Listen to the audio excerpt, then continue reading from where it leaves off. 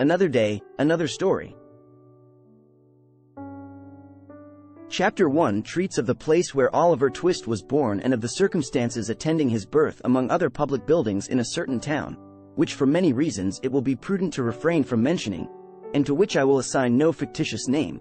There is one anciently common to most towns, great, small, to wit, a workhouse, and in this workhouse was born, on day and date which, need not trouble myself to repeat, inasmuch as it can be of no possible consequence to the reader, in this stage of the business at all events, the item of mortality whose name is prefixed to the head of this chapter.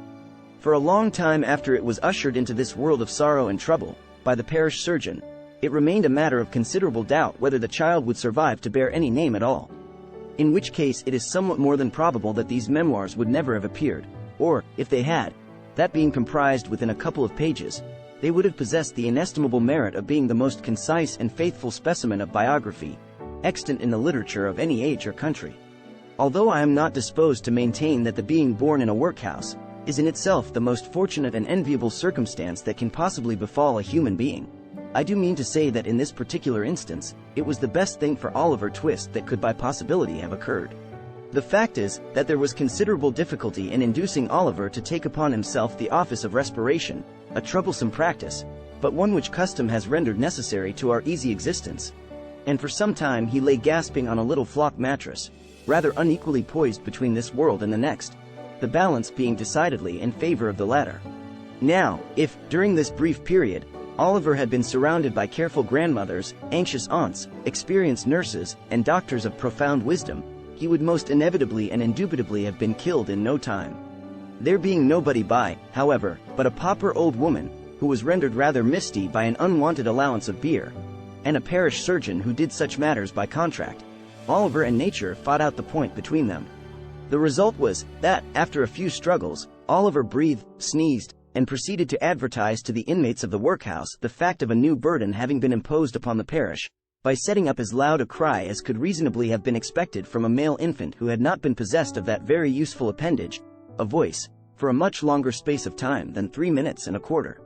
As Oliver gave this first proof of the free and proper action of his lungs, the patchwork coverlet which was carelessly flung over the iron bedstead, rustled, the pale face of a young woman was raised feebly from the pillow, and a faint voice imperfectly articulated the words, "Let me see the child, and die." The surgeon had been sitting with his face turned towards the fire, giving the palms of his hands a warm and a rub alternately. As the young woman spoke, he rose, and advancing to the bed's head, said, with more kindness than might have been expected of him, "Oh, you must not talk about dying yet." "Lor bless her dear heart, no," interposed the nurse, hastily depositing in her pocket a green glass bottle, the contents of which she had been tasting in a corner with evident satisfaction. "Lor bless her dear heart, when she has lived as long as I have, sir, and had 13 children of her own, and all on 'em dead except 2, and them in the workus with me, she'll know better than to take on in that way, bless her dear heart. Think what it is to be a mother, there's a dear young lamb do." Apparently this consolatory perspective of a mother's prospects failed in producing its due effect. The patient shook her head, and stretched out her hand towards the child. The surgeon deposited it in her arms. She imprinted her cold white lips passionately on its forehead, passed her hands over her face, gazed wildly round, shuddered, fell back, and died. They chafed her breast, hands, and temples, but the blood had stopped forever. They talked of hope and comfort. They had been strangers too long. "It's all over, Mrs. Thingamy," said the surgeon at last. "Ah, poor dear, so it is," said the nurse, picking up the cork of the green bottle, which had fallen out on the pillow, as she stooped to take up the child. "Poor dear, you needn't mind sending up to me, if the child cries, nurse," said the surgeon, putting on his gloves with great deliberation. "It's very likely it will be troublesome. Give it a little gruel if it is."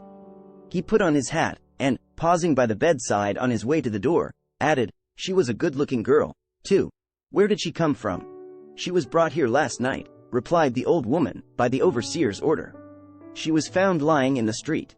She had walked some distance, for her shoes were worn to pieces, but where she came from, or where she was going to, nobody knows." The surgeon leaned over the body, and raised the left hand. "The old story," he said, shaking his head. "No wedding ring, I see. Ah! Good night." The medical gentleman walked away to dinner, and the nurse, having once more applied herself to the green bottle, sat down on a low chair before the fire and proceeded to dress the infant. What an excellent example of the power of dress young Oliver Twist was. Wrapped in the blanket which had hitherto formed his only covering, he might have been the child of a nobleman or a beggar. It would have been hard for the haughtiest stranger to have assigned him his proper station in society. But now that he was enveloped in the old calico robes which had grown yellow in the same service, he was badged and ticketed, and fell into his place at once, a parish child, the orphan of a workhouse, the humble, half-starved drudge, to be cuffed and buffeted through the world, despised by all, and pitied by none. Oliver cried lustily. If he could have known that he was an orphan, left to the tender mercies of church wardens and overseers, perhaps he would have cried the louder. Thanks for watching.